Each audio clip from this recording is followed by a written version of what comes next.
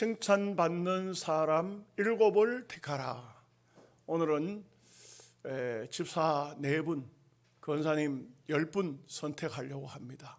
그래서 이렇게 선택될 분이 어떤 분이 선택되면 좋겠는가, 이 말씀을 들으려고 합니다. 오늘 말씀은 상당히 짧게 드리겠으니 여러분 집중해서 말씀을 받으시면 좋겠습니다. 우리가 시대마다 어느 때든지 하나님께서 사람을 선택하시죠. 하나님의 일을 하실 때 하나님은 반드시 사람을 통해서 하십니다.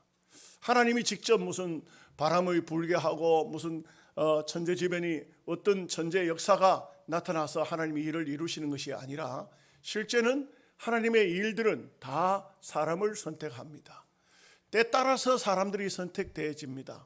참 신기한 것은 그 시대에 그 사람이 있었다는 것입니다. 오늘 우리가 동시대에 저나 여러분이나 같은 시대에 하나님을 같이 섬기고 있다는 것은 하나님이 이 시대를 오늘 저와 여러분을 통해서 영광을 받으시고자 하시는 것입니다. 오늘 예를 들어서 장로님이 대표기도 하셨죠. 우리가 선택해서 세워놓은 장로님을 통해서 장로님이 기도를 올림으로 우리는 거기에 마음이 합해져서 하나님께 같이 올리는 겁니다. 이와 같이 선택의 원리라는 것은 대단히 중요하고 대표자가 되는 것입니다. 물론 장로님처럼 그런 중요한 직분도 있고 또 장립집사가 되어서 또 장로님들과 당회를 받들어 섬기는 그런 일도 있고 또 권사님으로 선택을 받아서 또 당회 지도 따라서 신방도 하고 약한 자 위로도 하고 이것이 권사님들에게 주어져 있는 직책이라고 할 수 있습니다. 그러면 어떤 사람이 이렇게 주의 일꾼이 하나님 앞에 택함을 받아야 하느냐 하면은 제목 속에 결론까지 다 들어 있습니다. 칭찬받는 사람을 택하라, 이렇게 말하고 있습니다.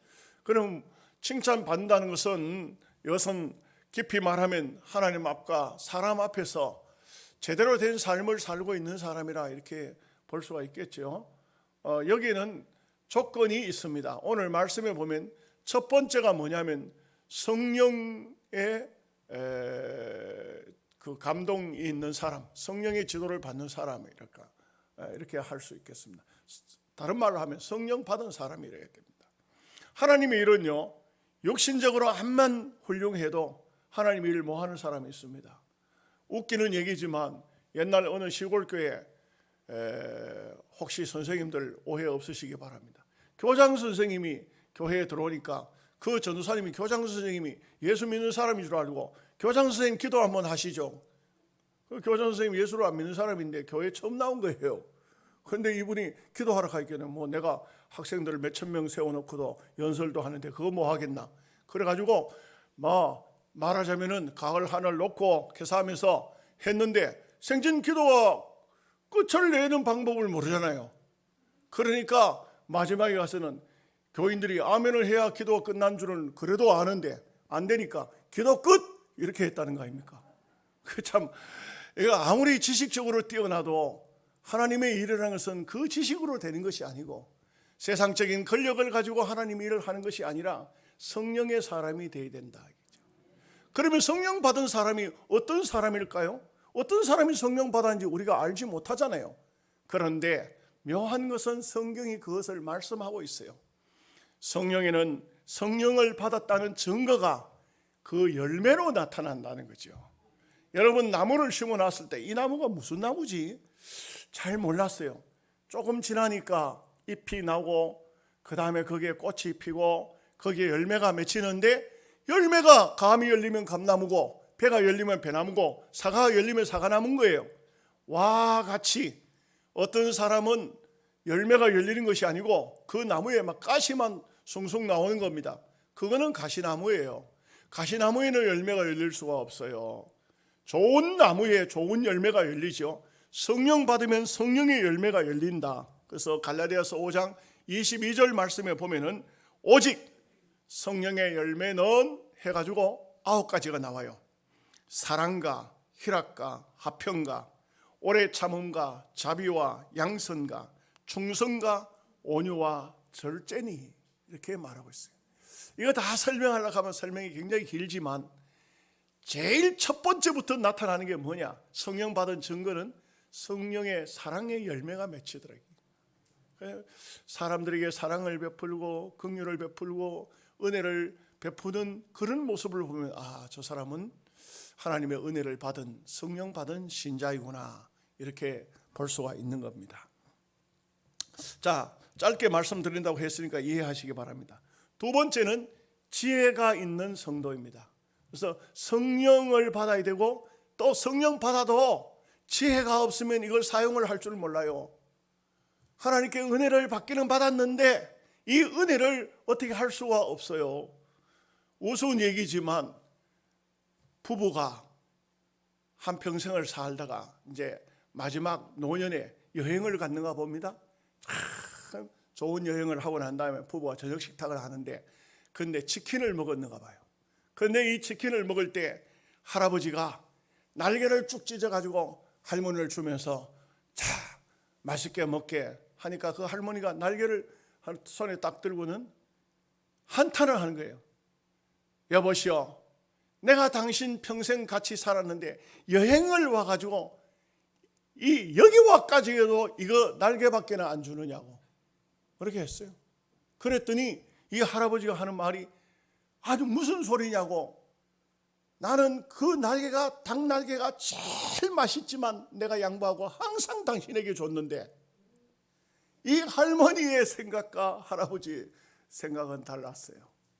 할머니는 평생 저놈 닭다리 하나 언제 한번 먹어보나 하는데 이 영감이 다 먹어보고 맨날 날개만 떼어준다 이 말이야.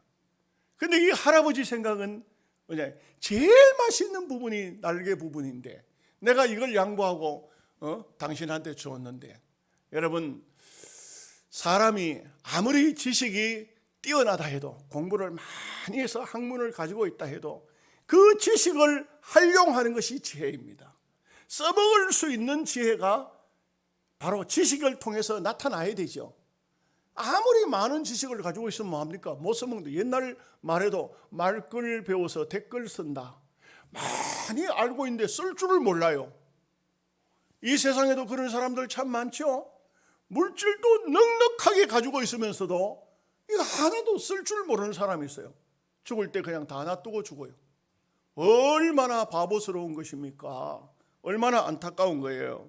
그러니 이 지혜라는 것은 얼마나 중요한지 모릅니다. 미국에서는 한번 이런 일이 있었다고 그래요. 휴가철이 다가오는데 미국 전역에 그 적십자에서 살피니까 피가 이게 모자라는 겁니다. 전체적으로 뭐 어떻게 그 해에 따라서 헌혈한 사람이 인구가 전년 줄어들어서 이게 만약에 수혈 받는 사람이 생기면 피가 없는 겁니다. 이러니까 어떻게 하면 되겠나 고민하는데 어떤 한 사람이 이렇게 한번 광고를 한번 해봅시다. 광고를 어떤 광고를 하느냐 하면, 모기는 여러분의 피를 빨아도 도너스나 커피를 안 주지만 적십자에 와서 헌혈하는 분은 도너스와 커피를 드립니다. 이렇게 광고를 했어요. 아무것도 아닌 광고 같은데 이 광고가 젊은이들에게 얼마나 재미있는 인기가 됐는지 수많은 젊은이들이 그해 헌혈을 하는 바람에 넘쳐났다는 것입니다. 아무것도 아닌 것 같지만 그 말 한마디, 재미있는 단어 하나가 많은 사람에게 호감을 불러일으키는 것도, 그것도 하나의 일부분의 지혜라고 할 수 있습니다. 우리가 이 땅 위에 사는 동안에 참 많은 것이 필요하지만 가장 중요한 것은 어쩌면은 지혜가 아닐까. 성도에게 성령 받아야 되듯이 또 이 삶에는 지혜가 있어야 된다. 세 번째가 뭐냐? 칭찬받는 사람이라 얘기죠. 제목에 나와 있는 것처럼 칭찬받는 사람. 여러분, 몇 날 전에 5월 23일 무슨 일이 있었죠? 영국의 프리미어 리그에서 손흥민이 멀티골, 골을 그날 2골을 넣어서 세상에 아시아인 최초로 영국 프리미어 리그에서 득점왕에 오르는 쾌거를 이루었어요. 그날요, 제가 TV를 아침에 이렇게 보면서 12시에 축구 경기이기 때문에 그거 못 보고 아침에 오전 시간에 봤는데 오전 9시에 손흥민이 골 넣은 그것을 TV로 시청한 사람이 11만 명이라고 그래요. 하나도 관심이 없으니 한국 사람으로서 솔직히 그런 얘기를 들으니까 얼마나 자부심이 생긴지 몰라요. 그래서 손흥민에 대해서 찾아봤죠. 그랬더니 이 손흥민은 어떤 아이냐 하면은 물론 이제 요거 하나 딱 짚어놓고 예수 믿어요. 너무 귀하죠. 착하죠. 전도를 받아서 예수를 믿어요. 근데 이 손흥민이가 초등학교 국민학교지 그 당시에는 다닐 때부터 항상 손에 공을 놓지 않고 가지고 다닙니다. 공부 휴식 시간이면 늘 가서 공을 차고 몸에는 땀 냄새가 나고 먼지가 묻고 이런데도 학교 선생님이 이 아이를 보면서 참 손흥민아, 흥민아, 너는 참 앞으로 유명한 축구 선수가 될 것이다. 집에 오면 아버지도 축구 선수 출신이었어요. 그래서 자기 아버지는 축구를 더 못해도 아들에게 계속해서 칭찬을 했어요. 손흥민 자신은 어땠을까? 일기장에 보면 이렇게 말하고 있어요. 오늘 또 축구가 너무 재미있었다. 왜냐하면 오늘 또 내가 골을 넣었고 오늘 또 우리 팀이 이겼기 때문이다. 여러분, 이게 얼마나 재미있는 말입니까? 여러분 인생의 삶에 있어서 즐거운 때는 언제인지 아십니까?